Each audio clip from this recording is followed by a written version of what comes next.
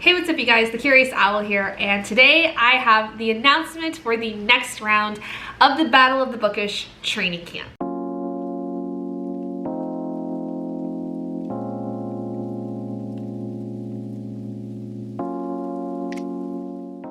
So yeah, it's been a bit. Sorry about that, guys. So if you're not familiar with what Battle of the Bookish is, it is a readathon that I have hosted multiple times in a year with my friends Adri from Adriology and Liv from Two Quills.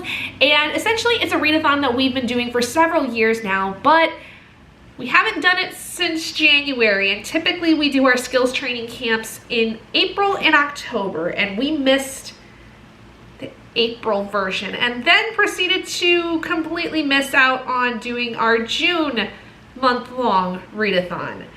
That's on me, guys. I am so sorry, but many of you know I have been swamped with things with work and school and life in general, and quite honestly, it all just slipped me by. The entire April skills training camp timeline just out the window, didn't even think about it, and then I realized once we were well into the month of June that I also hadn't planned for this. Sorry, but you know, things do be happening how they happen, so you're all just gonna have to bear with me. But that's why I'm here to bring you the announcement for the next skills training camp, which is going to be here very soon. We are deciding to do this in July. We are going to be running this from July 7th to the 13th. So get it on your calendars. We are doing the skills training camp here in July, and we will be doing the next month-long readathon in August, so that we are kind of back on track when it comes to the timelines that we normally do this. So let's get into it. Battle of the Bookish is, like I said, a readathon that I host with some friends, where it is a team-based competitive readathon where people basically read books for points, and those points are then averaged, and we get a winner, and they get to then pick the themes going into the next round. So and the bragging rights. Don't forget the bragging rights. The month-long readathons usually are where those themes kind of come into play, where we get to read books based off of prompts for each individual team. And essentially there is, though, a week-long readathon that happens about halfway between both of the month-long readathons. We usually do them in April and in October. Well, like I said, we missed the April one, so this is my making up for it.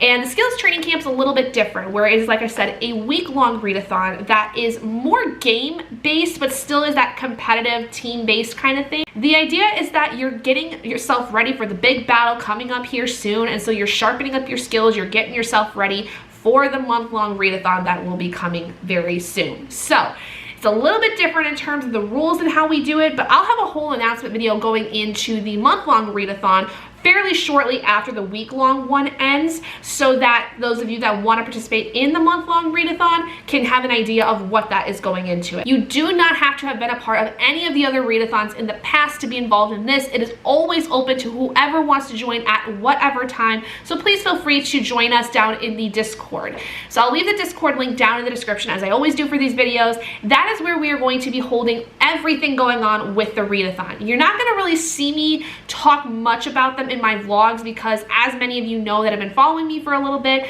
know that I'm working on a very extensive project that is taking up the bulk of my time when it comes to doing stuff on YouTube and stuff like that. So we're gonna kind of leave that where it is and do everything basically in the Discord. So all announcements, all things will be in the Discord, other than my initial announcement videos for the readathon. Okay, so let's get into the idea of the training camp. So first and foremost, let's go over essentially the point system. So what happens is that each person that is in a team is going to be reading books, obviously, but those books are going to count for possibly two things, and that depends on what you decide as a team member. You can have your book count for page points and prompt points, or you can only do page points. It completely is up to you. But let's go over the page points real quick. So here I have a list of the amount of points depending on the page range that your book falls in.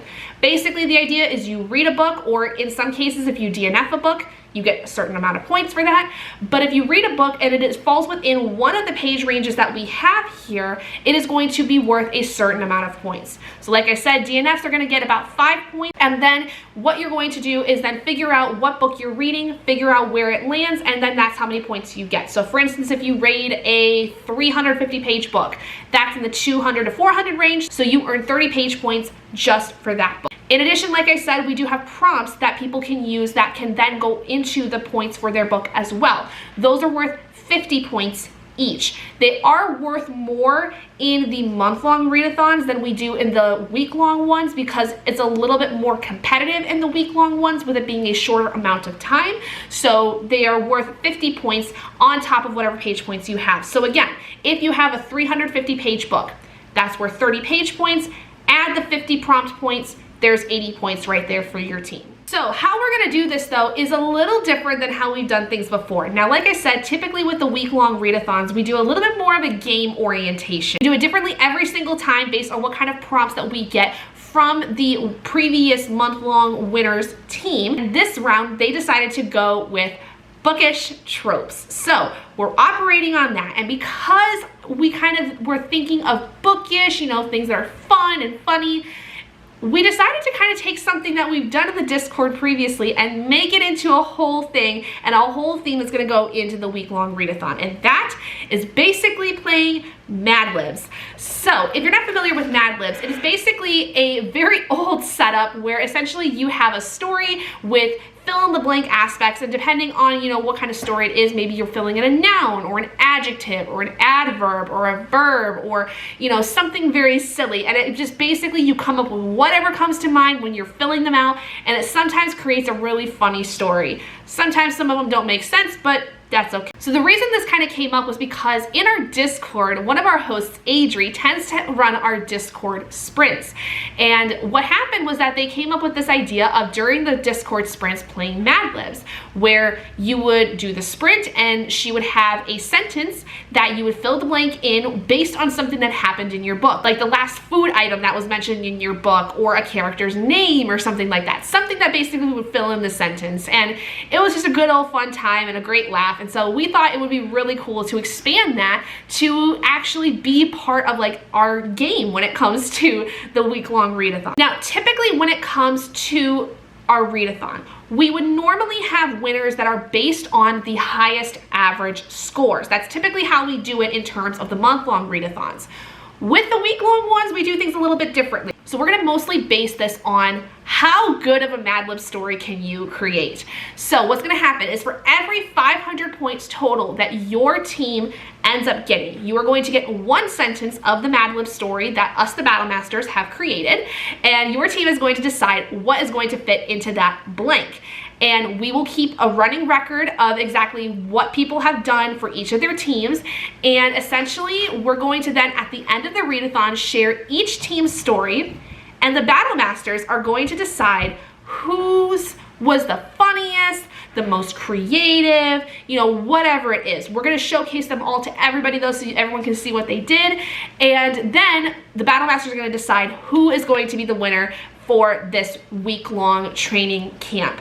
And the winning team is going to earn a 200-point advantage in the next month-long readathon that we are doing in August. So that's kind of the idea of the game. So now we're going to get into some very special things going on. We're going to talk about prompts and team skills and abilities that are very important to the week-long readathons and the readathon in general. First of all, let's go into the team skills. Now, each team is going to have a very particular skill that they are allowed to use once during the readathon, and this is per person in the team. So each person in their team is going to earn the same skill. So for instance, all of one team is going to have one particular skill they can use. Another team, everyone in that team is going to have one skill they can use.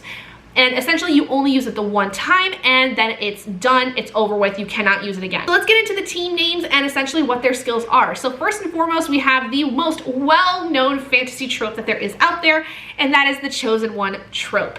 The idea is that you are the one that saves them all. You are the one that saves everyone, or that is at least meant to. Whether or not you do it, don't know. But the skill for this team that they are going to be able to use is that for one book, they will be able to use 2 prompts.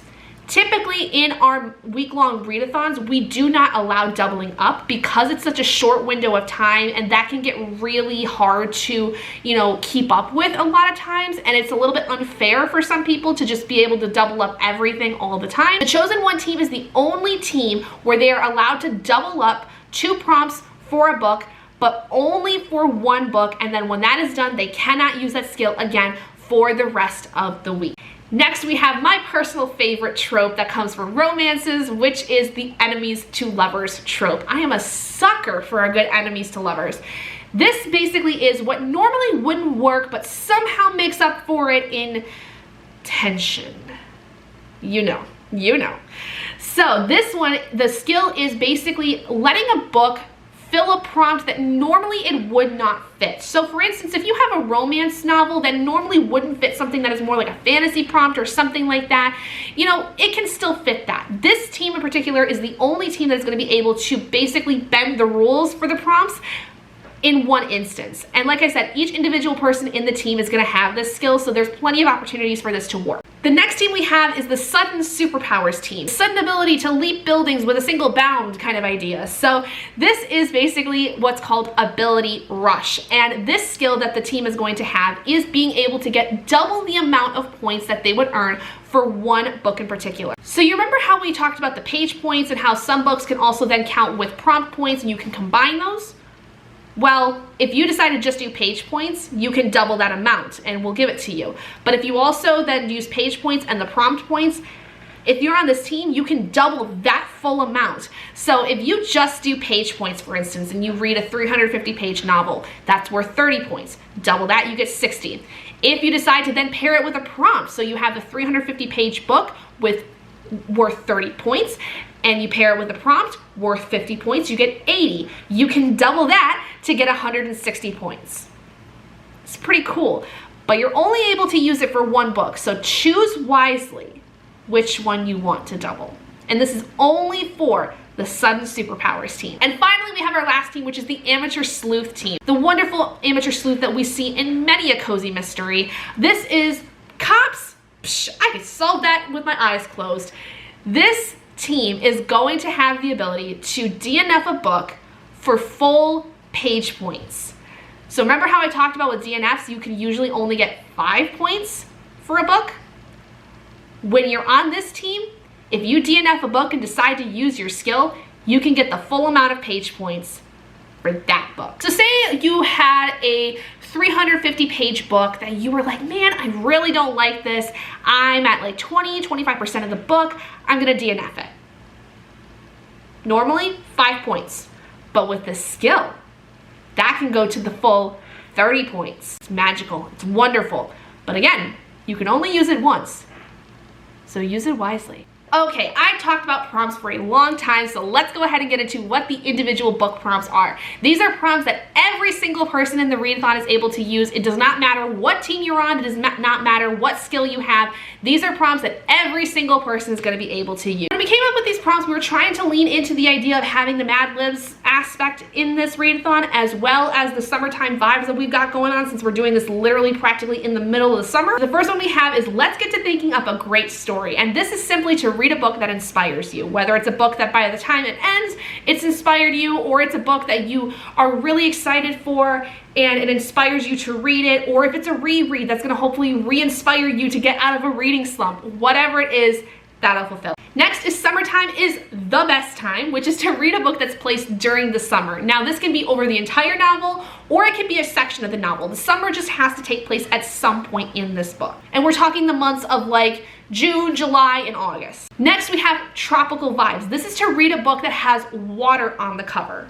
Pretty simple. Next is get creative while reading. This is to basically listen to an audiobook specifically. So this is something that we thought of as like, you know, a lot of people are out doing crafty things. There's a lot of craft shows. People are out walking during the summer. This is not necessarily a creativity prompt, like doing a project while you're reading, like kind of prompt, but just listen to an audiobook, because typically when you're crafting, that's when it's best times to listen to an audiobook. Next is summer nights. And I don't know about you, but summer nights always give me a very romantic kind of feeling, more so than I feel like the spring, even though spring tends to be a very romantic time frame.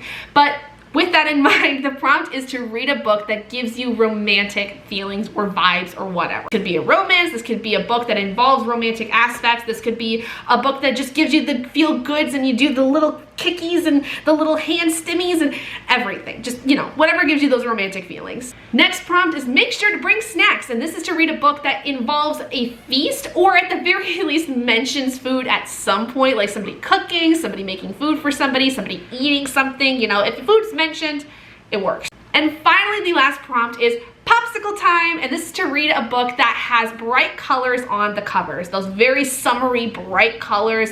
This can be popsicle oriented. If there's a popsicle on the cover, that's great, that'll work.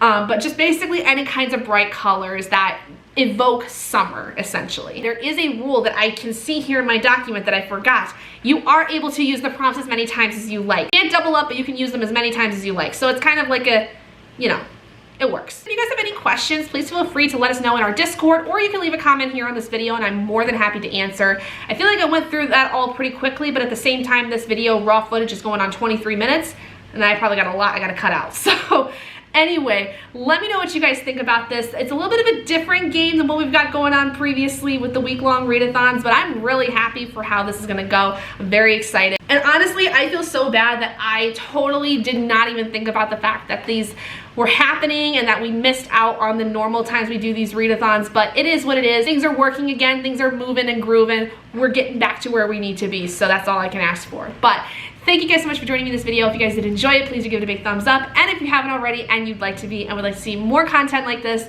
go ahead and hit that button down below and subscribe to become an owlet in our flock. And I will see all of you guys in my next video. Bye guys.